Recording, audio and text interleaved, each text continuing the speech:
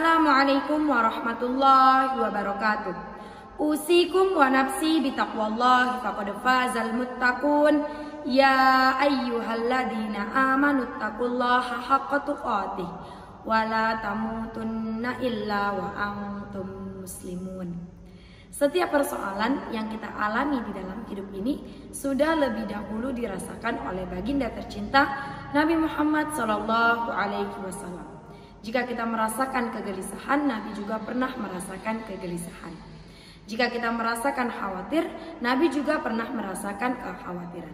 Jika kita merasa gelisah, Nabi juga pernah merasakan kegelisahan. Jika kita merasakan kesedihan, Nabi juga pernah merasakan kesedihan. Allahu Akbar, Maha Besar Allah yang telah mengutus baginda tercinta Nabi Muhammad SAW sebagai suri tauladan bagi seluruh umat manusia di muka bumi ini. Allahu a'lam bishawab, kita tidak pernah tahu jika Allah Subhanahu wa taala tidak mengutus Nabi dan tercinta Nabi Muhammad SAW, mungkin kita tidak pernah tahu bagaimana cara kita untuk menyelesaikan setiap persoalan yang kita hadapi di dalam hidup ini. Di masa dakwahnya Nabi Muhammad SAW, qadarullah atas izin Allah, pernah suatu ketika di mana masa ini adalah masa terhentinya wahyu.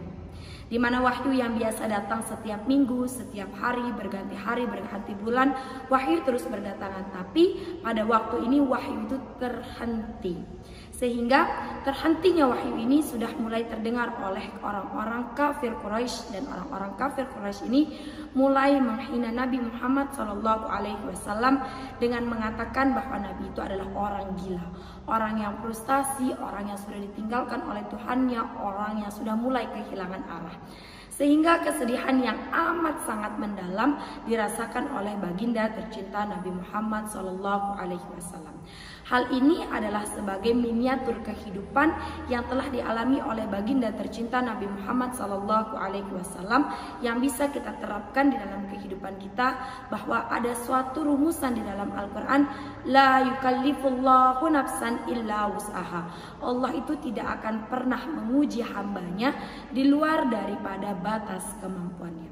Sehingga pada Quran surah ke-7 Al-A'raf ayat 205, Allah Subhanahu wa taala berfirman, "Wadhkur rabbaka fi nafsika tadarru'an wa khifatan wa dunal jahri minal qawli bil ghuduwi wal asali wa la takum minal ghafilin." Wadhkur rabbaka, dan ingatlah Tuhanmu di setiap persoalan yang engkau hadapi. Datanglah meminta kepadaku, memohon ampunan, meminta pertolongan kepadaku dengan doa.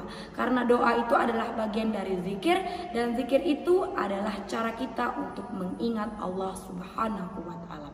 Sehingga di dalam Al-Quran surah ke-20 Toha ayat 14, Innani anallahu la ilaha illa ana fa'budni wa aqimis salata lidzikri wa aqimis salata lidzikri, dan dirikanlah salat sebagai hal yang digunakan untuk mengingat Allah Subhanahu wa taala.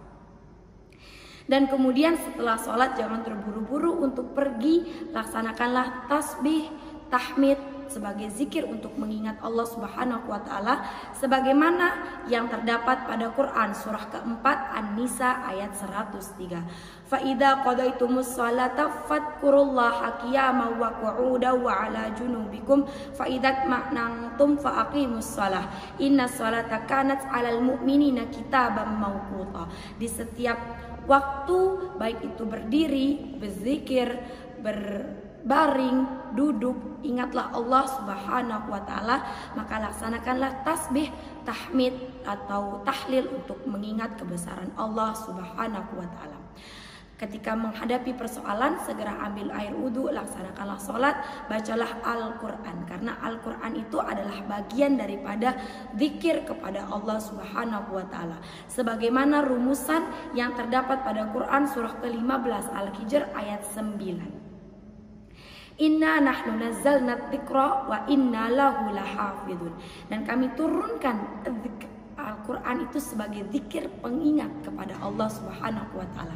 Karena di dalam Al-Quran itu banyak sekali petunjuk kebesaran Allah, petunjuk untuk melaksanakan kehidupan sesuai dengan tuntunan dan syariat baginda tercinta Nabi Muhammad SAW.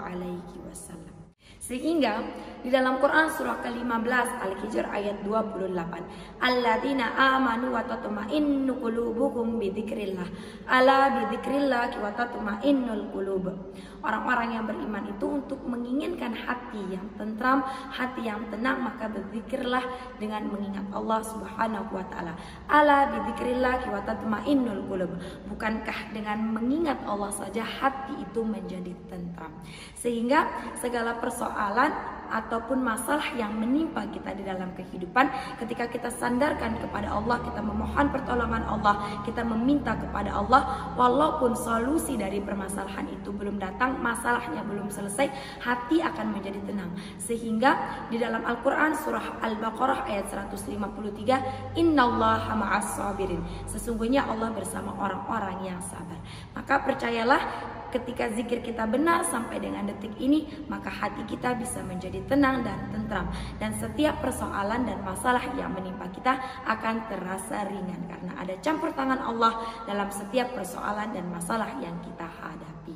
Semoga apa yang saya sampaikan menjadi suatu hal yang bermanfaat dan senantiasa menjadikan kita pribadi yang lebih baik lagi. Wabillahi taufiq wal hidayah. Wassalamualaikum warahmatullahi wabarakatuh.